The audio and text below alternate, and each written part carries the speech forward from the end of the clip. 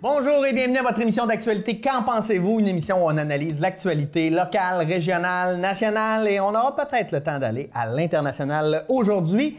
Cette semaine, c'est un grand plaisir. C'est la dernière émission avant le temps des fêtes et on reçoit un ténor, quelqu'un qui a participé à cette émission-là pendant des années, le mirobolant Patrice Bouchard, politologue, enseignant sciences politiques au Cégep de Saint-Félicien et aussi conseiller municipal à Dolbeau-Mistassini. Bonjour Patrice. Salut, tout est dit. Écoute, je peux m'en aller. Oui, c'est bon. Ça va bien? Ah oui, ça va super bien. Je suis content d'être ici. Ça faisait vraiment un petit bout que je n'avais pas participé à cette émission-là. Puis je suis content d'être avec toi pour faire le tour de ce qui retient de l'attention dans l'actualité. Bon, là, l'hiver est arrivé. Il commence à neiger. Je sais pas, es-tu un fan d'hiver, du sport d'hiver? Bon, pas vraiment. Pas vraiment?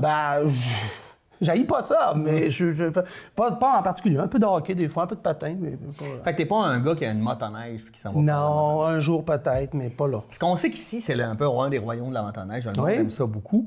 On attend la saison de motoneige et on sait que la passerelle du 49e, ça a beaucoup changé les choses. Comment tu qualifies l'importance de l'industrie de la motoneige pour le secteur? Tu parles de la passerelle du 49e, c'est vrai. Puis en plus, là, pour les gens qui ont eu l'occasion de se rendre sur place, quand même assez une infrastructure impressionnante. Puis je me rappelle l'année dernière où, avec la ville et Saint-Eugène et Saint-Stan, on a complété cette espèce de triangle-là qui permet un certain raccourci, je dois dire. Là. Puis, pour répondre à ta question, en fait, quand on a fait ça, aussitôt que les nouveaux sentiers ont été ouverts, on nous disait, on voit des motoneiges dans le centre-ville. Puis là, tu arrives dans un restaurant, il y a plein de gars, plein de madames, de familles qui sont là, qui font le tour de la région avec les motoneiges. Puis on m'a dit qu'un restaurateur devait réfléchir à construire une espèce d'étagère pour mettre les casques de motoneige. Tu sais, quand t'es rendu là, c'est un beau problème. Oui. Fait que si je réponds à ta question de cette façon-là, ça t'illustre un peu l'importance que ça a. C'est que tout de suite, ça s'est senti. Puis, effectivement, c'est le paradis de la motoneige parce qu'entre autres, ça a l'air de rien, mais on a de la neige. Ouais. Puis, on en a pas mal. Puis, je ne sais pas si on va en avoir encore longtemps. Mais par rapport à d'autres régions, on en a. Donc, effectivement, c'est recherché, puis c'est beau, les paysages sont magnifiques. Puis oui, parce qu'à un moment donné, c'est le tourisme. Hein, l'idée, c'est ça, c'est de le faire virer à l'année. Et l'été, c'est bien, mais quand tu peux allonger le plus possible la saison touristique, on le sait, c'est des sous qui arrivent d'ailleurs, directement dépensés dans le milieu. C'est vraiment un ajout, là. C'est un apport important. Oui, puis c'est un beau projet qui est rassembleur. Moi, au départ, quand le projet a été annoncé, ça fait quand même plusieurs années, j'étais un peu sceptique de mettre l'argent là-dedans, puis je dois le dire, là, c'est vraiment un beau projet qui fonctionne. Ouais. Puis c'est quelque chose de concret, de tangible, que tu peux calculer, tu as des indicateurs, tu es capable de faire des rapports pour dire voici ce que ça a donné. On le voit, il y a des augmentations. Et d'achalandage, c'est bon pour les gîtes, c'est bon pour, écoute, là. Fait que, non, c'est super important. Puis, je pense que comme milieu, c'est une force qu'on a, faut l'exploiter. C'est d'ailleurs pour ça que je vais partir immédiatement m'acheter une motoneige. Oui, c'est une bonne idée. C'est une bonne idée. Ce projet-là de la passerelle, là, c'est pour faire du pouce sur mon prochain projet, ça avait été payé en partie, si je me souviens bien, par l'argent qui venait de la mini-centrale. C'est possible, mais là, je veux pas induire en erreur parce que je connais pas là, le montage financier de cela. De toute façon, ça m'amène à mon prochain projet. Il y a Luc Simard, le préfet de la MRC, qui a fait un plaidoyer pour qu'on ait davantage de nouveaux projets d'énergie communautaire, comme la mini-centrale qu'on a sur la 11e chute. Oui. Quelle importance ça a pour un milieu comme ici, là, au niveau des retombées? Qu'est-ce qu'on fait avec ça? Bien, ça vient... écoutez, je ne sais pas si vous avez vu hier, là, il y avait... hier, je dis... on est le 28 aujourd'hui, 28 novembre, là, je dis ça pour les gens à la maison, là, et il y avait la présentation du budget à MRC. Puis ce qu'on voit, c'est que la MRC a un certain surplus, dégage des marges de manœuvre, et ça vient, entre autres, du turbinage et donc de ces centrales. De cette centrale-là. Mais alors, il y en a deux, par contre. Là. Il y a quand même Val-Jalbert, il y a la 11e chute, mais effectivement, ça fait que tu es capable de mettre des fonds sur pied pour t'aider à monter des projets et à diversifier. Alors, c'est ça la contribution, là. C'est qu'à un moment donné, c'est un levier. Si on n'a pas ce levier-là, puis entre autres, je sais que dans la MRC, ici, on a une table de lutte contre la pauvreté. Il y a des sous directement qui sont pris pour alimenter cette table-là, des projets. Donc, oui, c'est de l'énergie communautaire, oui, pour du développement économique, mais il y a du développement social aussi qui se fait avec ça. L'économie sociale, c'est un enjeu important. Et là, ben, on va nous dire, ouais, mais au kilowattheure, ça coûte cher, puis il faudrait à ce moment-là subventionner les MRC direct plutôt que construire des barrages, puis acheter des rivières. Puis là, il y a tout l'argumentaire écologique qui va avec ça. Puis là, on nous dit tout le temps, il y a des surplus. Bien, les surplus, là, on pense peut-être, là, je lisais dans le journal ce matin, 2025. C'est demain, ça. Ouais. Ça, c'est parce que se doter d'une politique énergétique, puis d'être capable de voir ce qui s'en vient, là, c'est des horizons de 10 ans qu'il faut. À ce compte-là, on est en retard, si tu veux mon avis. Donc, de dire que il y a un surplus, qu'on n'a pas besoin de mini-centrale. Attention, parce que de développer un projet, d'avoir l'acceptabilité sociale, de le construire, de le mettre en opération, ça prend 4-5 ans. Ouais. Fait que, au contraire, moi, je trouve que le timing est bon. Là, maintenant, où, puis comment, là, ça, c'est une autre histoire, là. Tu sais, ouais, parce que faudrait voir c'est quoi le potentiel réel, puis ils sont où les endroits qui seraient retenus, là ça, je peux pas... C'est un gros avantage d'avoir ce surplus d'argent-là où on peut le distribuer puis l'investir où on veut selon les besoins, en fait, de la communauté. Bien, il y a de la flexibilité qui vient avec ça. Oui, plutôt qu'être dans un programme normé, c'est nous autres mêmes qui faisons les normes selon nos besoins. C'est merveilleux. Ben oui. Alors, c'est important, ça. Il faut donner des leviers aux régions, de la flexibilité, parce qu'on sinon, le voit, ce qui se fait, là, le mur à mur, ça fonctionne pas. L'idée de dire si Montréal va bien, le Québec va bien aller, moi, j'en doute énormément. Donc, c'est ça. À un moment donné, il faut agir autrement. Tu peux pas agir de la même façon en pensant d'avoir les mêmes résultats, comme disait Einstein. Ouais. Donc, c'est ça. Ben oui, parce que la réalité, c'est que si, par exemple, ça venait d'un programme fédéral ou provincial, on sera obligé d'investir l'argent dans tel domaine ou dans tel domaine, tandis que là, on peut l'investir où on nous semble. Et c'est ça la force de cette approche-là. Puis en plus, il faut quand même le dire, là, le mentionner, c'est un modèle de gouvernance assez intéressant parce que c'est les deux MRC et la communauté de Mastou-Yatch. Oui. Hein? Faut pas l'oublier, ça. C'est novateur comme approche. Il n'y a pas beaucoup d'endroits que... Puis je me demande s'il y a une autre place au Québec que c'est comme ça, je suis pas certain. Donc, alors là, c'est de le dire qu'on le fait ensemble. Parce qu'eux aussi, Mastou-Yatch, ils ont besoin de des leviers pour se développer. Ah oui. Eux aussi, ils en ont des projets, puis ils voient l'avenir d'une façon qui fait en sorte qu'ils ont besoin de ces leviers-là. Donc, non, ça semble pas mal être gagnant-gagnant comme formule, je trouve. Oui. Puis là, il faudrait voir l'impact que ça a eu sur le territoire au niveau de l'environnement, mais j'ai l'impression que c'est quand même minime. Rappelez-vous, il y a quelques années, tout le tapage médiatique autour de Val-Jalbert, les pétitions, le monde qui s'était enchaîné dans le téléphérique. Les gens qui étaient contre à cette époque-là, ils sont où maintenant pour dire que ça n'a pas de bon sens, que finalement, on vous l'avait dit? Tu ne l'entends pas, ça, hein? Parce que ça a été bien fait. Bien, moi, je suis allé cet été du côté de la 11e chute. Je suis allé en famille, on est allé pique-niquer. C'est bien aménagé, les sentiers, les petites passerelles. On peut même faire du camping et c'est un beau paysage parce que, puis en fait, ça devient un coin de territoire qu'on n'avait pas vraiment accès. Que là, on peut y aller et le contempler. Fait que c'est bon pour le tourisme. C'est bon, encore là, on revient au tourisme. Fait que, tu sais, et là, bien, parce qu'il y a eu un précédent, 2 projets qui ont été bien réussis, dans lesquels on a fait attention pour les différentes espèces animales, les impacts sur, que ce soit la chute à Val-Jalbert, l'hydrographie en général, bien, ça fait que le monde peut... Ben, je dirais pas baisser le regard, mais dire, bon, ben, regarde, il y a une recette, là, ça semble être porteur, on peut penser que... Ça peut être intéressant. Sans trop polariser, justement. Puis, au lieu de dire, je suis pas, je suis contre, à un moment donné, de voir comment... non plus 500, là, en 10 ans, là, tu sais. Non, mais de toute façon, au rythme où ce qu'on est là, je veux dire, c'est quoi? C'est un par 7-8 ans, par décennie, là, tu sais, c'est pas... D'autres beaux projets intéressants. Là, je fais appel à ton rôle de conseiller municipal, Patrice, parce que on sait, on en a parlé pas mal dans les dernières semaines du plomb dans l'eau, entre autres dans les écoles, etc.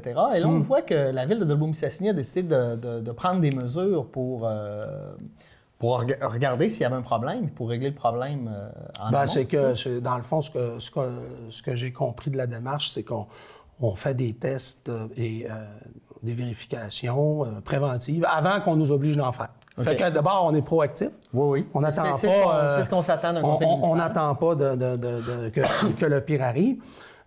Deuxièmement, le plomb dans l'eau, écoutez, il faudrait voir c'est quoi les infrastructures parce que ça veut. Il faut bien comprendre qu'on est dans la prévention. Là. Je veux dire, moi, là, je crains pas du tout de boire l'eau de la municipalité. Là. Donc, voilà, c'est ça. Il n'y a pas grand-chose à dire à part ça. Il n'y a pas de problématique présentement. Il n'y a pas de problématique. On décide juste de prévenir, de regarder. Si jamais il y avait une problématique, on va être capable d'agir plus tôt que tard. Ouais. Fait que, dans le fond, c'est ça. C'est qu'on prend nos responsabilités avant de nous dire de prendre nos responsabilités. C'est correct, ça. On va revenir sur le dossier du Publisac. C'était un gros dossier, ça part de Montréal, tout ça, mais là, ça s'en vient ici parce que ça touche directement les emplois. On a vu, entre autres, cette semaine, Pascal Cloutier, la mairesse de Saguenay, qui ont pris des positions assez fermes là-dessus en disant, entre autres, à Montréal, arrêtez de nous dire comment gérer nos vies. C'est sûr, ça fait ressortir comment on appelle ça? Des sentiments? Des sentiments confrontants, là, tu sais, Montréal, région Montréal, puis c'est pas la première fois que ça arrive, puis il y a toujours un plus grand et un plus gros que soi qui peut avoir tendance à nous dicter quoi faire, là. C'est vrai à l'échelle des régions, c'est vrai à l'échelle du Québec par rapport au Canada, puis tu sais... Mais ce qu'il faut retenir là-dedans, là, c'est que, d'abord, quand on prend une décision... là, ce que j'ai compris de la démarche, c'est initié du côté de Mirabel. Certains à Montréal trouvent l'idée sympathique. Alors, est-ce que la Ville pourrait aller en ce sens-là? Et c'est parce que moi, je peux comprendre, ça peut paraître sympathique de dire on va moins gaspiller de papier. Sauf que la réalité est plus compliquée que ça. Puis je ne fais pas juste parler de la réalité, c'est-à-dire l'impact que ça peut avoir chez nous. Parce qu'il faut bien comprendre qu'on parle de 200 000 tonnes de papier là, qui est valorisé de cette façon-là, en faisant du Publisac. Puis on me disait à titre indicatif que je pense que l'usine à Dolbeau, c'est 140 000 tonnes. Fait que là l'équation n'est pas difficile à faire. Hein? Ouais. 1 plus 1, ça fait 2. Mais ce qu'on doit comprendre, puis c'est là que j'en appelle à la conscience écologique des gens qui pensent que c'est une bonne idée au niveau environnement d'abolir le Publisac. On ne prend pas d'arbres pour faire des circulaires puis des Publisac. On prend l'arbre, on la valorise au maximum, puis qu'est-ce qui reste? Il reste un peu de croûte, ça, tu peux faire des granules, des choses du genre, des copeaux, bon. Puis les copeaux, c'est pour les valoriser qu'on fait des circulaires avec. Ouais. C'est ça, là, comme l'idée. Le restant de l'arbre. Puis là, il ne faut pas oublier que les produits du bois, eh bien, il y a des produits du bois de courte vie, puis il y a des produits du bois qui ont une plus longue vie. L'idéal, c'est d'utiliser des produits du bois avec une longue espérance de vie. Exemple, le bois qu'on utilise pour l'aquagym. Ouais. Parce que là, ton arbre a poussé, tu as capté le carbone. Hein, tout le monde, on commence à comprendre ça ici, là, la théorie du puits de carbone. Puis ta poutre, elle va être là longtemps. Fait que tu vas emmagasiner longtemps du carbone. Fait que là, tu viens de poser un geste environnemental. Puis, évidemment, mais là, tu continues à planter des arbres. Là. Tu sais, je veux dire, tu ne fais pas juste couper. Là. Tu sais, on s'entend qu'il y a une gestion durable de la forêt qui va avec ça. Mais ton papier, en tant que tel, même si c'est un produit de courte vie, un produit forestier de courte vie, ben lui aussi, tu plantes des arbres, puis après ça, on en ramasse là, du carbone là-dedans, là, finalement. Ouais. Puis ton papier, il retourne au recyclage, il est revalorisé. Le sac de plastique, il est fait avec du plastique recyclé. Fait que je suis pas un spécialiste de l'économie circulaire, mais il me semble y avoir des éléments d'économie circulaire là-dedans qui fait que, avant de dire on tire la plug, attention, là, il y a peut-être d'autres secteurs de notre économie au Québec qui est pas mal plus problématique que celui-là. Clairement. Et c'est là, je trouve qu'on se trompe de cible. je trouve qu'on se trompe de cible. Puis si à un moment donné, puis Josée Néron, dans ce qu'elle a affirmé, je trouvais qu'elle exagérait, pas qu'elle exagérait, mais qu'elle avait un ton quand même alarmiste. Mais elle disait, si vous voulez dicter qu'est-ce qui est bon puis ce qui est pas bon pour la région, bien, vous allez payer une redevance verte. Puis vous allez nous construire des fonds pour nous compenser. Parce que là, à un moment donné, c'est pas vrai qu'on va devenir la grande réserve naturelle et touristique, là, la cour arrière, le petit jardin que les banlieusards puis les citadins viennent s'amuser. Là, c'est plus compliqué que ça. Alors, tu sais, je la critique pas trop parce que je suis en partie d'accord avec ce qu'elle avançait. Est-ce qu'on en est rendu là? Je pense pas, mais c'est juste que je suis à peu près certain que les gens qui ont décidé ça, comme ben, c'est pas décidé encore, mais qui y pensent, je suis pas certain qu'ils ont réfléchi à tous les détails entourant cette économie circulaire, justement. C'est un beau nom, économie circulaire pour des circulaires. Il ne faut pas oublier que Transcontinental nous dit que quelqu'un qui ne veut pas le Publisac, il peut appeler pour ne plus l'avoir. Là, ce qui est proposé, c'est le contraire. C'est qu'on ne l'enverra à personne, mais ceux qui le veulent le disent. Là, évidemment, ça demande une gestion là, de la part de l'entreprise. On peut comprendre que ça ne l'intéresse pas d'embarquer là-dedans. Mais il y a plein d'arguments aussi que moi-même, je le regarde, le circulaire. Est-ce que je regarde tout religieusement? Non, mais je le regarde. Puis, je connais des gens là, qui le regardent aussi, puis il y a des gens là, issus d'une classe plus modeste ou, tu sais, il y a des économies là-dedans, puis ça peut être important, c'est un outil supplémentaire. C'est pas vrai que tout le monde peut aller sur Internet. C'est que d'abord, ça prend une certaine littératie numérique. C'est pas tout le monde qui est intéressé à y aller par Internet. C'est pas tout le monde aussi qui a les outils pour tout lire ça. Puis fait que il faut tenir compte. Il y a un aspect social là-dedans aussi qui n'est pas mentionné beaucoup, je trouve. Puis encore, faut-il être bien desservi par Internet quand tu veux consulter tes rabais par Internet. Ce qui n'est pas toujours le cas. C'est pas juste le petit... Je trouve qu'il y a beaucoup plus d'enjeux que... Mais déjà, si on enlevait le petit sac de plastique, on trouve une autre manière de l'apporter. Bien là, ce que j'ai compris, c'est que le sac de plastique, il est fait à partir de plastique recyclé, ce qui est déjà bien.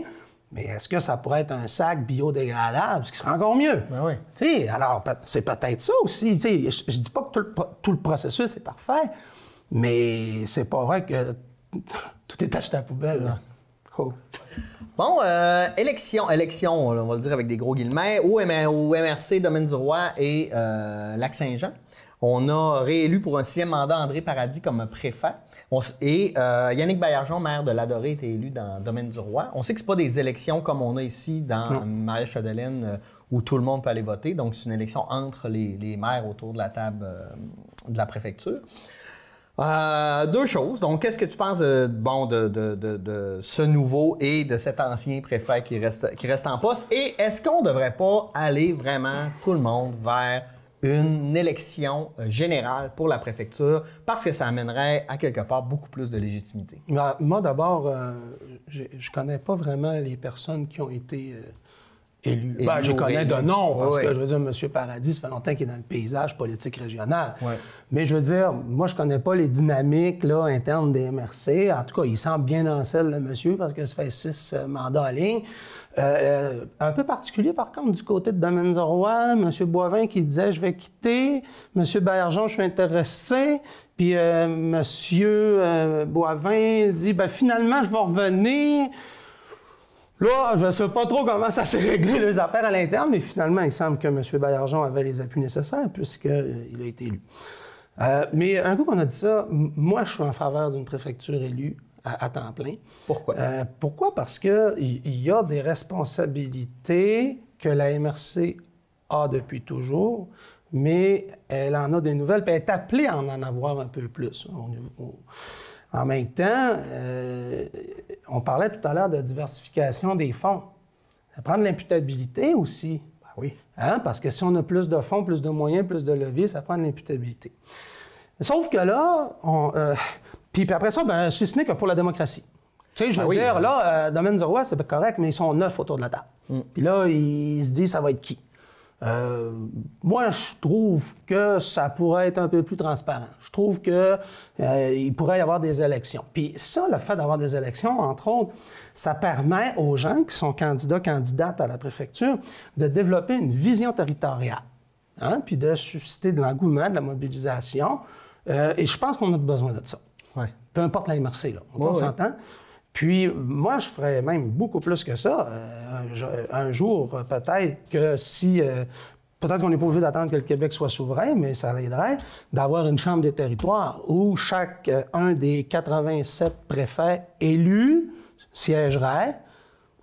Hein? Avoir une Chambre des territoires, il y en a qui appellent ça une Chambre des régions. Ouais. Bon, mettons une Chambre des territoires, une Chambre des préfets, où on est là sur une base régionale, on prend des décisions pour les... Et là, ça serait même une belle façon de compenser, c'est-à-dire les régions par rapport aux grands centres. Parce qu'on le sait, il y a 125 députés à Québec, puis sur les 125 députés, la majorité viennent des grands centres, puis des banlieues, là où il y a une croissance démographique importante, parce que c'est une personne, un vote. Il faut que chaque circonscription ait environ le même nombre d'électeurs. Ouais. Donc, ça fait que des régions comme la nôtre, on a un poids politique qui stagne, puis même qui diminue. Et là, bien, si on avait cette chambre des territoires-là, bien, moi, je trouve que ça viendrait compenser. Un peu comme le Sénat américain fait les petits États par rapport aux grands États comme la Californie. Bon, un coup qu'on a dit ça, là, je reviens, là, c'est un détour que j'ai pris, mais je trouve que ça serait intéressant. Mais donc, oui, un préfet élu. Puis après ça, bien, et là, par contre, le préfet, il est élu, mais c'est pas un député non plus, là.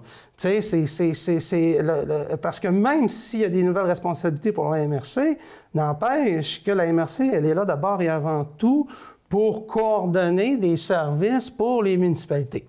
Alors là, c'est toujours un équilibre entre ce que la MRC doit faire en son nom propre versus ce qu'elle doit rendre comme service aux municipalités pour aider ses membres, donc ces municipalités, à se doter de services adéquats. Fait que là c'est un équilibre, là, tu sais, puis c'est toujours... c'est un équilibre entre rendre des comptes à la population puis rendre des comptes aux municipalités directement. Oui. C'est ça aussi la dynamique, là. Fait que... Si on allait aussi avec une élection, est-ce que tu as l'impression que ça ouvre aussi des perspectives à ce que plus de gens puissent s'impliquer en politique? En ce sens où, quand, comme là, par exemple, à Domaine du Roi, il faut que tu sois maire. Donc, tu es maire, en plus, tu es préfet. C'est deux jobs qui quasiment à temps plein. Fait que là... non, mais moi, c'est pour ça que j'aime mieux le modèle dans Marion. Ben oui, parce que à une époque, là, moi, je me rappelle, M. Georges Simard, il était maire de Dolbeau. Il était pas préfet, mais il était comme un peu bras droit à l'époque de M. Goulet. Il était à Cré. Écoute, ça finissait plus, là. Tu sais, à un moment donné, là, ça devient... Ben, c'est parce qu'aussi, ça prend quasiment quelqu'un en retraite, là. Oui, mais c'est parce que là, des semaines de 80 heures, à un moment donné, là, c'est-tu sain, là? Ouais. Tu sais, puis à la limite, moi, je dis, si tu veux bien faire les choses, c'est temps plein. Chacun son rôle, là. Tu sais, parce que là, en plus, des fois, il peut y avoir des confusions de genre, là. Oui, c'est pas toujours correct, là. Ben, sans conflit d'intérêt, est-ce qu'à un moment donné, à force d'être partout... Wow, non, à force d'être partout, soit que t'es nulle part, ou soit que... tu comprends, là, ou t'es trop, là. C'est ça, ça peut pas faire. Je veux dire, en plus, quand tu es maire de municipalité et préfet de ta MRC, bien, il y a apparence de conflit d'intérêt. Tu sais, moi, parce que c'est ça, des fois, on connaît pas, tu sais, les gens à la maison, là, des fois, ils connaissent pas nécessairement le quotidien d'un maire, tu sais, comme d'une ville, là, comme Dolbeau-Mistassini ou Roberval, bref, des maires à temps plein ou des préfets. Puis des fois, on a l'impression, bah, c'est juste du placotage, ils sont rien qu'en réunion. Bon, ben, ça, c'est extrêmement réducteur là, de dire ça, mais il y a des gens qui le disent. Alors, justement, tu sais, si tu veux bien faire les choses, est-ce que les gens à la maison accepteraient d'avoir 2 jobs ou 3 jobs à presque temps plein ou demi-temps? Non, je pense pas. Tu sais, poser la question, c'est répondre. Puis même, moi, je les vois, là, les maires aller, là, que ce soit M. Cloutier ou d'autres, puis je le vois, là, les horaires, les agendas, le dévouement, la disponibilité. C'est pas on va dire, on est loin, là, de la job 35 heures semaine de 8 à 4, là, de 8 à 5, là, tu comprends? Oui. C'est pas ça, là. Fait qu'il faut avoir un respect pour ça. Puis d'ailleurs, je voyais, parce que là, ça me fait penser à la valorisation du rôle de l'élu. Moi, je reviens souvent avec l'idée des salaires. C'est-à-dire que Soit dit en passant, je considère que j'ai un bon salaire comme conseiller municipal. Je ne suis pas en train de vous dire qu'il faut l'augmenter ou quoi que ce soit. Mais dans les plus petites municipalités, puis c'est parce que de la façon qu'au Québec, la loi est faite, c'est qu'il y a un minimum, il y a un plancher. Puis à chaque fois, puis c'est le minimum du minimum. Mais si tu veux augmenter les salaires, c'est les élus qui doivent le faire. Fait qu'ils se trouvent à être juge et parti tout le temps. Fait que ça, en partant, ça met du plomb dans l'aile à une réforme possible. Ouais. Puis après ça, ben si tu travailles 25 heures, parce que cette semaine, on a vu un article là, qui a paru, je pense que c'était dans la presse ou à Radio-Can, je ne me rappelle plus. On voyait là, 4 municipalités, 4 exemples là, avec des populations de moins de 10 000 habitants. Là. Le nombre d'heures, ça revenait à du 6 $ de l'heure. Il n'y a personne qui... Non, mais avez-vous pensé la grandeur des défis, l'ampleur des défis, on fait confiance puis pour faire moins que le salaire minimum? Je vais dire, j'ai des étudiants qui travaillent le soir et les fins de semaine comme pompistes, puis annuellement, ils font plus d'argent que maire d'une petite municipalité. C'est-tu normal? Ben non. Tu sais, à un moment donné, il faudrait là, peut-être redéfinir ce cadre-là puis augmenter. Puis si jamais il y a des plus petites municipalités qui sont trop serrées dans le budget, bien, qu'il y ait carrément un programme à Québec pour dire vous êtes éligible parce que vous avez un budget qui est moins de 500 000 par exemple, puis on va vous donner une allocation pour vous aider à compléter le salaire des élus, des affaires de main. Il faut valoriser cette fonction-là. Donc, on revient à la préfecture, d'avoir une préfecture à temps plein élue, ça fait partie des moyens pour valoriser la fonction d'élu. Puis là, il y a toute la question des salaires qui touche le monde municipal. Puis là, je parle pas là, des grandes villes de 100 000 habitants et plus. Puis on sait, là, eux autres, ils ont des machines, des fonctionnaires, ils ont des cabinets. C'est pas pareil, là. Mais moi, je parle pour les plus petites municipalités, les plus petites villes, c'est pas évident. Non, puis... Quand t'as 200-300 habitants, là, puis que t'as un petit budget là, serré, là, que t'as de la misère à payer, à changer des fenêtres, là, ben, la possibilité d'augmenter le salaire des élus, là, c'est pas le premier point à l'ordre du jour. Ben non, parce que là, quand tu as une problématique qui te coûte 5 000 pas prévu, ça devient un drame pour la municipalité. Absolument, absolument. Fait que ça fait partie des enjeux. Tout ça, c'est relié à peu près au même sujet que tu as mentionné en entrée de jeu. Merci, Patrice. Nous, on prend une courte pause et on vous revient avec les actualités. On va sortir un peu de la région. On va aller voir ce qui se passe au Québec et au Canada. À tout de suite! Est-ce que t'as faim? Qu'est-ce que tu veux avoir? Une banane. Tu veux une banane? Oui. Un petit morceau de banane. Beaucoup. Beaucoup? Oui.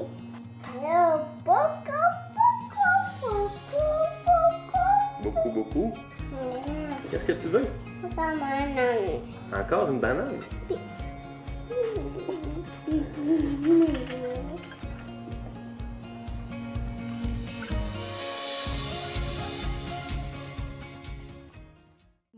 Moi,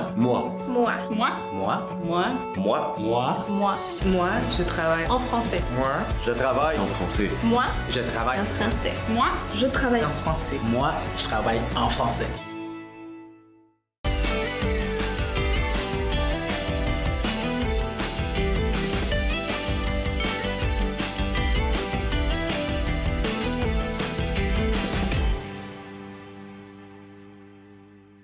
On est de retour et on continue. Et là, on s'en va au niveau du Québec. Il y a 2 courses à la chefferie en ce moment. Une au Parti québécois, une au Parti libéral du Québec. Je vais avoir ton avis là-dessus. On a eu, on a vu au niveau du Parti libéral, on a Mme Dominique Anglade qui est sur les rangs depuis longtemps. Et là, il y a, je ne me rappelle plus son nom, mais l'ancien Cusson, M. Alexandre Cusson. Oui, ancien maire de Drummondville. Et, il est encore maire de Drummondville. Oui. C'est juste qu'il s'est retiré de ses fonctions de président de l'Union des municipalités du Québec. Pour pouvoir se présenter. Ce qui était correct d'ailleurs de sa part. Il l'a fait avant qu'on lui dise de le faire. Fait que c'est parfait comme ça. C'est un bon signe. Hein? Ça va peut-être donner confiance aux électeurs. Je vais m'arrêter là. Et de l'autre côté, au PQ, en ce moment, une personne sur les rangs, Sylvain Gaudreault, qui s'est présenté, qui a annoncé ça en fait cette semaine. Commençons par le Parti libéral. Bien, là, le Parti libéral, ce qu'on comprend, c'est que présentement, ils sont 2 sur la ligne de départ. Moi, personnellement, je leur en souhaite un 3e ou une 4e. Parce qu'une course à 2, là... Là, on sent en plus que ça va être Montréal contre les régions. Là. Ouais, on a cette et là, Puis là, au début, je me disais, Mme Anglade, c'est vraiment la candidate de l'establishment, mais pas nécessairement. C'est pas ce parce qu'on a que je entendu. pense que c'est plutôt l'establishment qui a convaincu Alexandre Cusson.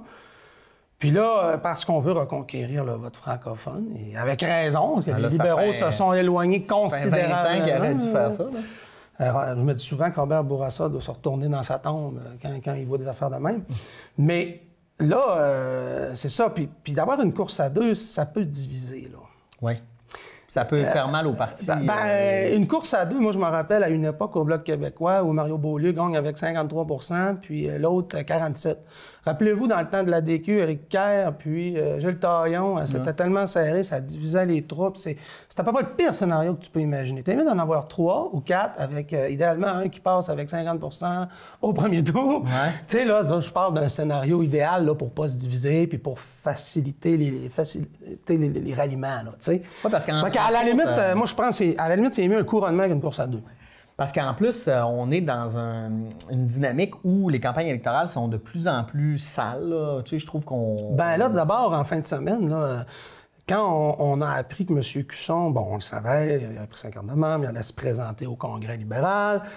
Et là, écoute, c'est ton baptême du feu, là, hein? Ouais. T'as les journalistes, puis là, il y avait, semble-t-il, moi, j'ai pas suivi en direct, mais semble-t-il qu'il y avait pas beaucoup de choses à dire. C'est-à-dire, il était très prudent. Dans le fond, il voulait pas trop s'avancer. Puis là, quand tu es à l'UMQ, c'est une affaire, mais là, pour les gens à la maison, je sais pas là, si vous avez déjà vu ça, mais quand tu as un politicien qui arrive, puis il y a un scrum, là, puis tu en as 25 autour de toi en même temps, là, qui insistent, là, c'est intimidant. Il faut avoir la coin dure, puis ça prend, il faut s'habituer à ça. Fait que là, lui, ben, j'imagine, il a voulu être prudent, mais il n'a rien dit. Ouais. Alors, qu'est-ce qui est ressorti des médias? C'est que, grosso modo, il a manqué sa shot parce qu'il n'a rien dit. Puis là, après ça, on s'en va critiquer Macaron. Madame dit qu'elle est environnementaliste ou qu'elle veut mettre le thème de l'environnement de l'avant, mais il y a des macarons, des ci, des ça, c'est tellement futile, là, comme dans n'importe quelle campagne, dans n'importe quelle course à chefferie. Non, ils ont des petits prospectus, des dépliants, voyons donc, tu sais, c'est... Là, quand t'es rendu à ce niveau-là, Puis là, ce qui me choque énormément aussi, c'est l'idée que certains apparatchiks du Parti libéral, pas sûr qu'on est prêt à voter au Québec pour une personne de couleur à la tête du pays. À la tête de la province. Ça, là, c'est parce qu'on dit qu'on veut reconquérir le vote francophone, puis dans les régions, pas certain que ça passerait. Mais je trouve ça tellement insultant. C'est de la petite politique. Puis là, j'ai envie de dire, encore, en 2019, on est là. Je vais dire, comme Michel Roche de l'UQAC, là, sur sa page Facebook, il a énuméré plein de raisons pour pas voter pour Dominique Anglade, mais certainement pas sa couleur de peau. Okay? On est rendu à... Puis, en même temps, parce que là, rappelez-vous, tout ça, c'est dans les mêmes journées. Sylvain Gaudreault fait son honneur. Arrive le thème de l'homosexualité versus... Hey, il est député depuis 2007. Ah oui. Sincèrement, si ça gênait quelqu'un, ou en tout cas, c'est pas dans Jonquière certain, là, parce que c'est pas ça qui... Puis d'ailleurs, rappelez-vous, à l'époque, avec Louis Champagne, puis j'écoutais Doris Larouche en entrevue avec Sylvain Gaudreault, puis elle était mal à l'aise parce qu'elle devait se poser de la question parce que les autres médias autour d'elle en faisaient mention. Puis elle dit, je peux pas croire que je suis obligé de vous poser cette question-là en 2019. Tu sais, bon, Marc n'aurait pu pas en poser, là. Mais, tu sais, elle n'était pas obligée d'en remettre, mais c'est ça que je veux dire. Alors là, ça va-tu être ça, là, les courses, là? Ben non, puis on l'a vu. J'espère que non, le maire d'Amsterdam était homosexuel pendant longtemps. On a... de Mont-Laurier. Non, mais au Québec, il y avait à Mont-Laurier, il me semble que c'était à Mont-Laurier, un homme d'origine haïtienne, un monsieur Adrien, qui a été maire pendant 16 ans, 4 mandats. Ben, en Abitibi, là. Ben oui, le président du Luxembourg, ou c'est Amos, le premier ministre d'Irlande, il y en a un, je pense, c'est la Bosnie ou la Croatie. Je veux dire, c'est des dirigeants politiques homosexuels. Là, faut arrêter de se définir par son genre. Là, on est dans une période où on décloisonne ça en plus, là, à un moment donné. Ben, c'est parce que là, ça, c'est une autre affaire. La force de reconnaître les différences de tout le monde, ben, t'en viens à compartimenter. Ben oui. Puis à mettre le focus là-dessus. Tu sais, quand tu penses à ça, pendant des années, on a travaillé à mettre ça égal. Tu sais, t'es une personne parmi tant d'autres, puis on se fout bien de ton orientation, de ta couleur de peau. Là, on ramène le focus là-dessus. On recule, là. Ah oui. On recule, ça n'a pas de bon sens. Puis moi, j'ai assisté à l'annonce de Sylvain Gaudreault. Puis je peux vous dire qu'il y avait du contenu dans ce discours-là. Là. Oui. D'abord, il a expliqué sa relation avec le Parti québécois. Il a parlé ensuite de ses motivations profondes, des qualités qu'il croit avoir pour le faire, tout ça. Mais au-delà de ça, il y avait aussi un discours avec 4 axes articulés. J'ai assisté, moi, à un vrai discours. Là. J'ai assisté à quelqu'un qui avait une vision. Un discours politique. Je ne sais pas pour Mme Anglade, pour M. Cusson, je n'ai pas assisté à leurs affaires, mais il y en avait du contenu, là. Ouais. Fait que j'espère que c'est là-dessus qu'on va mettre l'accent.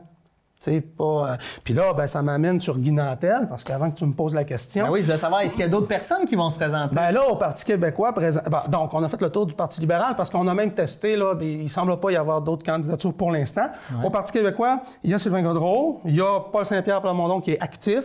Est-ce qu'il le fera pas, je ne sais pas. On a parlé de l'historien Frédéric Bastien. Le problème, c'est que dans les milieux universitaires, il est connu, mais sinon, personne ne le connaît. Puis, soit dit en passant, je ne dis pas ça pour le dénigrer. Là. Moi, j'ai acheté son livre, La bataille de Londres, tout ça, c'est super intéressant. C'est pas un deux de pique, là, monsieur. Là. Mais je veux dire, au-delà de ça, il n'est pas très connu. Il pourrait quand même participer à la chefferie, puis se faire connaître, puis ensuite militer, être député. C'est ça l'affaire. Et c'est là que j'amène Guy Nantel. C'est que là, Guy Nantel, bon, d'abord, semble-t-il que c'est pas une blague, premièrement. Deuxièmement, il serait en sérieuse réflexion, puis il attend de voir s'il serait sollicité ou pas par les membres. Mais moi, j'ai milité longtemps pour ce parti-là, là. Puis j'en ai fait des rencontres provinciales, puis j'ai jamais vu Guy Nantel nulle part. Tu sais, ce que je veux dire, c'est qu'à un moment donné, t'as-tu déjà posé une pancarte? T'as-tu déjà milité? Fait que ça, c'est comme la première étape. Puis après ça, quand tu viens voir dans l'intérieur comment c'est, tu te dis « j'aimerais ça être député ». Bon, bien, trouve-toi un comté, mon ami, travaille là, puis fais-toi élire. Ouais. Puis après ça, tu penseras être chef, là. Ou peut-être ministre, là. Mais tu comprends-tu? À un moment donné, il y a des étapes, puis là, c'est comme si tout ça s'était rendu une grosse loterie. Tu sais, il faut valoriser la politique, mais tu sais, Donald Trump, là, la télé-réalité, puis tu me parlais avant qu'on débute l'émission en Ukraine que c'est un humoriste. Tu sais, à un moment donné, on peut-tu, là, ramener ça à quelque chose de sérieux? Parce que la politique, c'est sérieux. C'est pas juste... oui, des fois, c'est bon des coups de gueule. Oui, il faut shaker la cabane. Oui, on veut que ça change, mais... Il y a une façon de faire de la politique. Là. Parce que là, tant qu'à ça, on va mettre tous les noms de ceux intéressés dans un sac puis on va piger. Ça, on va dire, allez-y. D'abord, si le CV est peu important. Ouais. Si le CV, l'expérience, ça compte plus. Si les idées, c'est pas important, ce que tu as dit avant, bon, on va piger. T'sais, on va régler le problème. Puis, ça va coûter bien moins cher, on va tout sauver ces élections-là. Tu sais, ça devient un peu n'importe quoi. Fait que moi, je dis, Guy Nantel, t'as un intérêt? Vas-y. Participe, viens participer au congrès, au débat, trouve-toi un comté, implique-toi comme militant, pose des pancartes, fais des téléphones, vends des cartes de membre. Au salaire qu'il fait comme humoriste, il y a non, mais ça, c'est une autre affaire aussi. C'est qu'à un moment donné, il faut savoir comment ça marche. Là. C'est pas une partie gratuite, là, de même allant en politique, là, tu sais, puis c'est pas parce que là, tu es intéressé que tout d'un coup, il y a une machine qui apparaît qui va t'aider, là. Hey, non, puis moi, en tout cas, un point pour Sylvain Gaudreault. Moi, chaque année avec mes étudiants, je vais au Forum étudiant. Donc, on est dans les locaux de l'Assemblée nationale, puis on a simulation parlementaire. Et à chaque fois, c'est surprenant de voir comment les gens qui travaillent là ont un grand respect. Et le nom de Sylvain Gaudreault sort souvent comme un vrai démocrate, quelqu'un qui participe dans les commissions parlementaires, qui a de l'écoute. Puis ça, quand ça vient des gens qui travaillent sur le terrain avec lui ou à l'Assemblée nationale, je trouve que c'est moi, je pense que j'ai déjà dit à des gens que Sylvain, d'après moi, pour n'importe quel parti, passerait. Tu sais, c'est peut-être un peu exagéré, mais ce que je veux dire, c'est qu'il semble y avoir des qualités profondes en lui. Très pédagogue pour faire ce travail-là. Puis sa qualité, sa plus grande qualité, moi, je dirais, mettons, quand on le regarde là, à la télé, c'est le ton. Ouais. Parce que c'est quelqu'un, je pense, qui est posé, qui est capable d'être au-dessus, de s'attarder aux enjeux, pas juste à ce qui est cosmétique, à la forme, au contenant. C'est quelqu'un qui... Il y a une bonne compréhension des enjeux. C'est un gars de dossier. Ouais. Fait que moi, je pense que c'est sa fenêtre. C'est là que ça se passe pour lui, que c'est une belle occasion. Puis, moi, personnellement, je souhaite la meilleure des chances. Là. Je ne suis pas tout à fait neutre. Non, c'est correct. Là, les moi, gens savent, je veux que les... Je veux dire, moi, pour moi, c'est sa place. Puis maintenant, on verra s'il y a suffisamment de personnes qui pensent ça. Mais clairement, il y a sa place. Puis je pense que c'est quelqu'un qui peut faire augmenter le niveau de débat. Et Dieu sait qu'on en a besoin. Oui. Maintenant, on va faire du pouce là-dessus. Il y a des sondages politiques qui sont sortis cette semaine. Parce qu'on sait que ces deux partis-là, Parti libéral, Parti québécois, ont mangé une volée. Là, la dernière élection, là, ça a été difficile. On a vu une grande on a vu une grande montée de la CAQ et de Québec solidaire. Là, on voit dans les nouveaux sondages qu'il y a une légère baisse pour ces deux partis-là. Alors, on sent que la lune de miel de la CAQ, malgré qu'il y a encore un taux de satisfaction très, très élevé. 70 chez les francophones, le taux de confiance. C'est beaucoup. C'est beaucoup. Maintenant, on a vu qu'il y a une remontée tranquillement du Parti québécois et du Parti libéral du Québec. Qu'est-ce que tu as pensé des résultats de ces sondages? Je trouve ça particulier parce que les deux n'ont pas de chef. C'est ça, les deux n'ont pas de chef. On commence à parler un peu des libéraux puis des péquistes parce que là, les courses à la chefferie s'amorcent. En même temps, peut-être que, bon, oui, il y a des gens à la CAQ déçus qui reviennent peut-être un peu aux libéraux. Il faut dire qu'il y a eu une belle victoire du Bloc. Peut-être qu'indirectement, ça l'aide le PQ. Parce que si on regarde 19 %, c'est à peu près ce que les sondages mettaient avant l'élection de 2018. C'était le plancher du Bloc au début de la campagne. C'est bon, ils sont là. Québec solidaire est passé de 15 à 5, ce qui est son score historique en dehors de la dernière élection. C'est à peu près ça. Puis comment expliquer que Québec solidaire a perdu 5 points? Moi, je l'explique de deux façons. Il y a beaucoup de distractions autour de Québec solidaire qui, des fois, font même oublier certaines idées qu'il propose. Là, même des idées intéressantes. On explose. Et là, on peut dire que ton watté, là, mais pas rien que ça. Là, je veux dire, tu sais, des fois, là, il y a des électrons libres là-dedans, puis ça retient l'attention, puis ça change le focus de place, puis ça les sert pas. Puis quand on parle une semaine du coton ouaté à Catherine Dorion, là, ben, je suis pas sûr que les Novôtres sont contents parce que pendant ce temps-là, on parle pas de leur travail en commission, on parle pas de leurs questions lors de la période de questions, on parle pas de leurs propositions, tu comprends? Oui. Ça fait de l'ombre pour les mauvaises raisons. Mais les autres partis se sont vraiment gargarisés avec ça. Là, quand c'est arrivé, c'est eux qui ont amené ça sur la place publique. Pour, c'est eux, oui et non. Là, je veux pas recommencer cette histoire-là, mais Mme Dorion, elle s'est aidée. C'est auto-pelure de bananiser un peu. Patrice, elle avait mis son coton ouaté à de nombreuses reprises à l'Assemblée nationale. Il n'y a personne qui avait rien dit. Puis là, à gauche, ça devient elle l'a mis le 25 septembre, puis personne n'a parlé. Oui, c'est ça. Puis par après. Sauf qu'entre les deux, qu'est-ce qu'il y a eu? Joyeux Halloween. Tu comprends-tu? Ouais. Et ça, Joyeux Halloween, c'était voulu. Ben, ce que je veux dire, c'est qu'elle a peut-être étiré l'élastique, puis elle s'est pincé les doigts. Un coup qu'on a dit ça, je veux pas qu'on parle de ça éternellement, mais on peut pas dire qu'elle a rien fait pour que ça arrive. Mais en même temps, moi, je pense que c'est pas normal qu'on aille parler de ça une semaine. Ben non, clairement. L'autre affaire, c'est que QS a fait une profession de foi indépendantiste assez forte, mais y a-tu quelqu'un qui y croit? Tu sais, d'abord, parce que, je vais dire comme José Legault ce matin, s'il était sérieux, il aurait réussi à s'entendre avec le PQ et Jean-François Lisée en 2017. Il y avait toutes les raisons de le faire, ils l'ont jamais fait. Puis là, non seulement il réaffirme le foi indépendantiste, mais là, c'est l'armée du Québec. Là, fait que là, il y en a qui ont vu ça, puis wow, c'est les services secrets, contre-espionnage, hein, l'expression qu'ils ont utilisée. Peut-être que là, il y en a qui se sont dit, ouais, là, où est-ce qu'ils vont, là? Puis l'autre affaire, c'est qu'on entendait Gabriel Nadeau-Dubois dire, j'ai jamais vu de fédéraliste à QS. Là, tous les sondages là, montrent que c'est environ 50 % des gens qui appuient QS qui ne veulent pas de souveraineté puis qui sont fédéralistes. Non, qui ont été attirés par les idées plus à gauche. Environnementales, par exemple. Puis après ça, QS devient aussi un vote de contestation pour certaines personnes. Donc, moi, mon hypothèse, tout ça pour dire qu'il y a peut-être des gens qui ont été déçus par QS qui appuient les libéraux maintenant. Parce que je pense pas que ces gens-là dessus vont appuyer la CAQ là, à cause de la question identitaire. Puis tu as peut-être un point ou deux qui ont appuyé le PQ. Tu sais, il y a quelque chose comme ça. Mais bon, en même temps, c'est un sondage. Ce n'est qu'un sondage. Il y en aura d'autres. Et c'est un sondage un peu bidon parce que moi, j'ai été surpris de voir, tu sais, mettons, on dit Sylvain Gaudreault serait 6e pour la chefferie. Mais les 5 en avant de lui, ce sont tous des gens qui sont plus en politique puis qui ont dit qu'ils n'allaient pas être à chefferie. René Lévesque était là. Non, non, mais il aurait pu le ramener à ce compte-là. Tu sais, je veux dire, c'est quoi cette affaire-là? Pourquoi ils n'ont pas pris des gens qui seraient intéressés ou qui n'ont pas dit non? Là, ils prennent toute une liste de personnes qu'on sait qu'ils n'iront pas. C'est que ça donne de faire ça. Ouais. En tout cas, tu sais, des fois, là, les sondages, on en prend, on en laisse. Puis, comme on dit, c'est une photo d'un moment précis. Et ce moment-là peut changer, peut évoluer, puis bon. Bien, clairement, sinon la politique serait plate. Ça serait plate en maudit, ça serait déjà réglé. Clairement.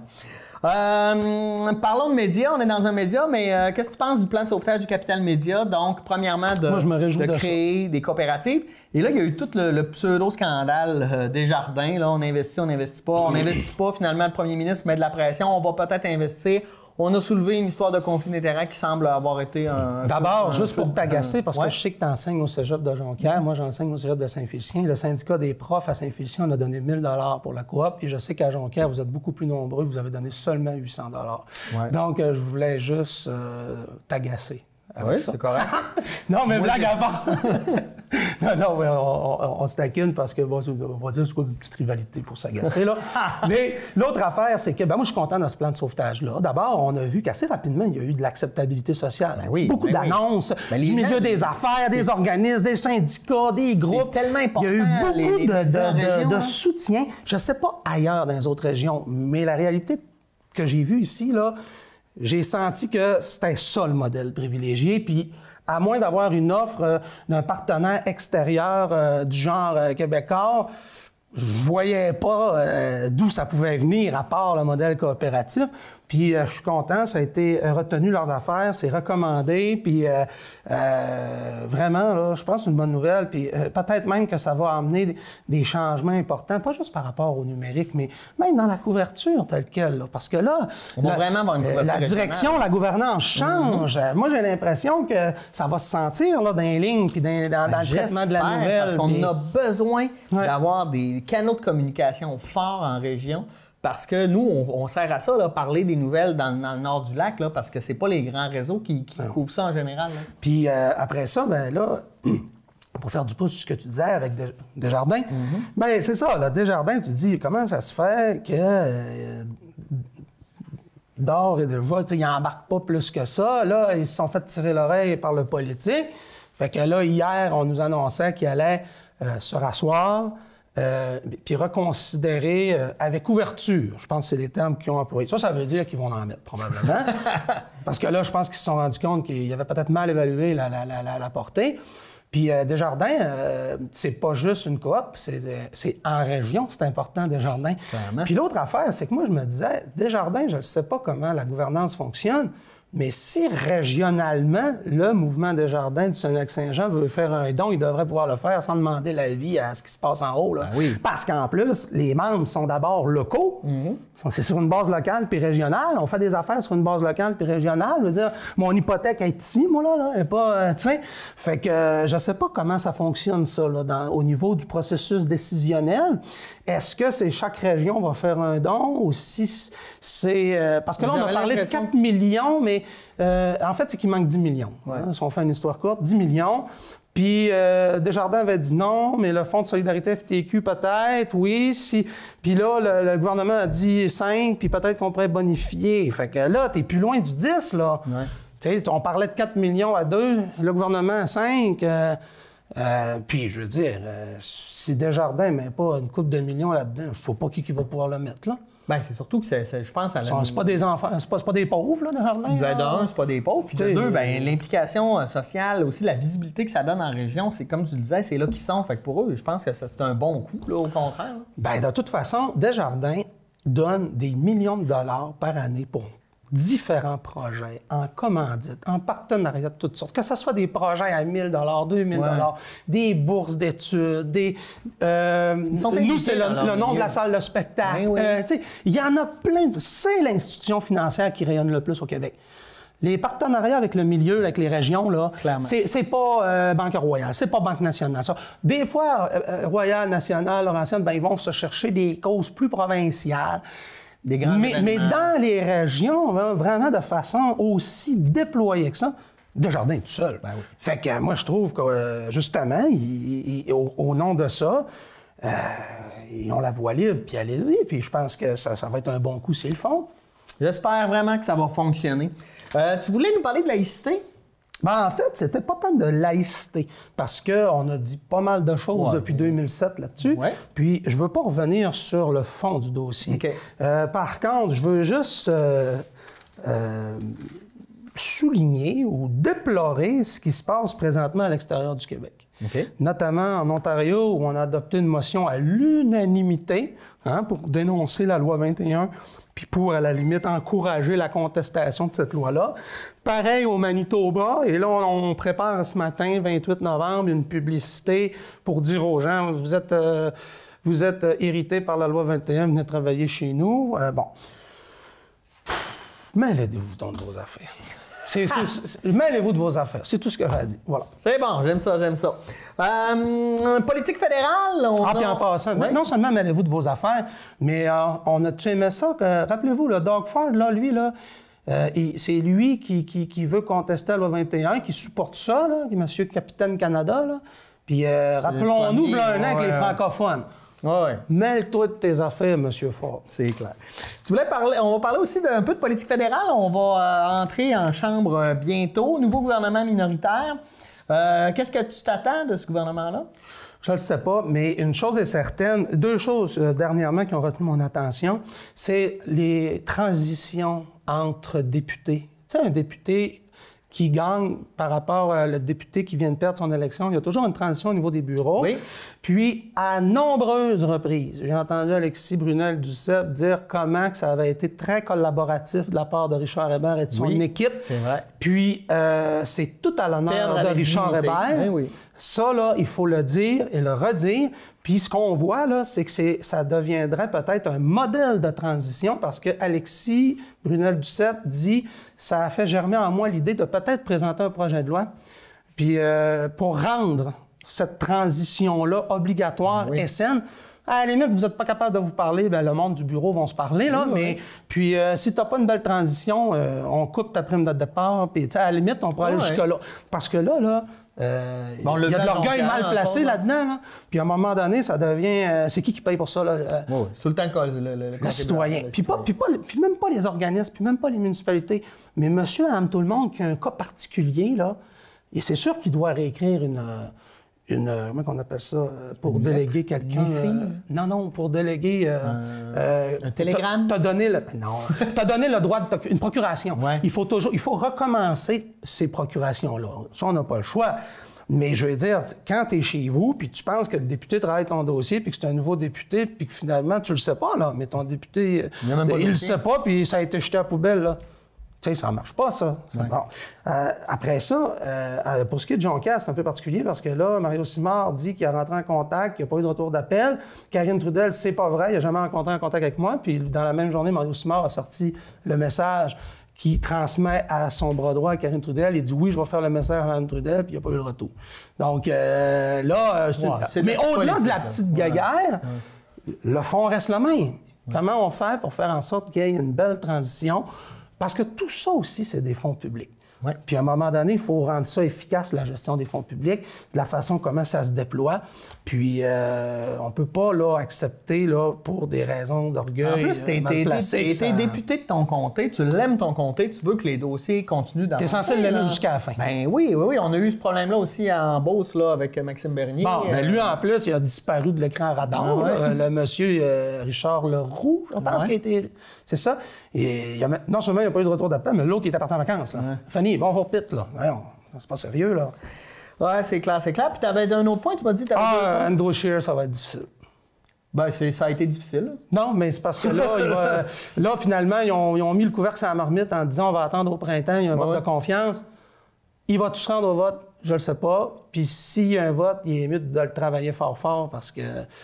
Je pense que tout son aspect, mais l'aspect conservatisme social passe pas au Québec. Idéologique, ça passe pas. Que tu sois conservateur économique, que tu sois conservateur au niveau de ta politique étrangère, mais au niveau social au Québec, là, ça passe jamais. Pas. Ça a déjà passé, puis ça passe plus, parce que c'est de quoi peut-être qu'on a vécu à l'époque puis qu'on veut plus rien savoir de ça. Fait que de ce point de vue-là, moi, je pense qu'il va falloir qu'il... Puis si il est vraiment pas capable individuellement de se détacher de ses valeurs et de ses principes-là parce que c'est important pour lui, il va devoir quitter. Ouais. Parce que, moi, je veux dire, parce qu'il ne pourra pas dire le contraire. S'il y croit vraiment, puis s'il a la foi en ce qu'il croit, au sens figuré comme au sens propre, puis qu'il n'est pas capable d'allier ça, ça ne marchera pas, ça ne sera pas crédible. Il ne pourra pas dire une chose et son contraire comme il a fait la dernière fois. Tout le monde le savait qu'il était pour l'avortement. Ben oui. Pourquoi qu'il ne l'a pas dit au jour 1? Je suis pour l'avortement. Bon, d'abord, il aurait gagné une semaine de campagne avec ça. Tu sais, c'est ça, à un moment donné. Si t'es pas capable, tasse-toi, il y en a un autre qui va y aller. Hey, rapidement, je te donne 1 minute pour me parler des élections présidentielles et de la procédure d'impeachment de Donald Trump. Malheureusement, j'ai l'impression que Donald Trump ne va pas démissionner. Ben non. Si ce n'est que la logique mathématique, ça serait d'accepter qu'il y a eu tort à quelque part, là. Oui, ça, il n'est pas capable de faire ça, mais c'est que pour que ça fonctionne, c'est pas compliqué. Les mises en accusation vont se faire. Mais les démocrates vont gagner le premier vote. Puis quand va arriver le deuxième vote, c'est qu'il faudrait convaincre 20 républicains de voter avec les 47 sénateurs démocrates. Ça se fera pas. Par contre, ce qui pourrait arriver, si on fait un vote et qu'il y a juste les 47 sénateurs démocrates qui votent pour la destitution, c'est un échec. Mais s'il y en avait 3-4 républicains, tu sais, ils ne démissionneraient pas, mais tu viendrais dire, bien, je les ai quand même ébranlés. Ça veut dire que dans certains États, dans certains endroits aux États-Unis, j'ai ébranlé l'opinion publique. Je pense que c'est ça, dans le fond, l'objectif des démocrates. Je pense pas qu'ils pensent sérieusement qu'il va démissionner. Ils ont tout perdu, les élections. Là. Les républicains ont perdu l'ensemble des élections. Donc, il y a un message clair. Puis moi, je pense qu'à cause que l'an prochain, c'est la campagne présidentielle. Dans le fond, peut-être que ce processus-là arrive trop tard. Clairement. Hein, mais il ne pouvait pas arriver vraiment plus tôt parce qu'il n'y avait pas assez de preuves, qu'il n'y avait pas le dossier pour le faire. Mais écoute, c'est Donald Trump. Puis là, si les démocrates ne réussissent pas à faire lever un peu la pâte, si je peux dire, là, Donald Trump va dire « Je vous l'avais dit, il n'y avait rien là, c'est du harcèlement, c'est de l'acharnement contre moi. » Et voilà, on est reparti! Bon. Puis là, pendant ce temps-là, les démocrates sont 7, 8, 12, 15 dans leur course, puis ça se déchire. Puis ça va falloir qu'il... un range idéologique tellement il va falloir qu'ils travaillent là-dessus. Là. On passe de la gauche à la droite à l'intérieur des démocrates, c'est un gros problème. Hey, merci Patrice, c'est un plaisir de te réavoir à l'émission. J'espère que tu participeras à nouveau en 2020 avec nous. Merci à vous d'avoir été des nôtres et nous, on se dit pas à la semaine prochaine, mais à l'année prochaine en 2020 pour de nouvelles émissions de Qu'en pensez-vous? Merci et bon temps des fêtes!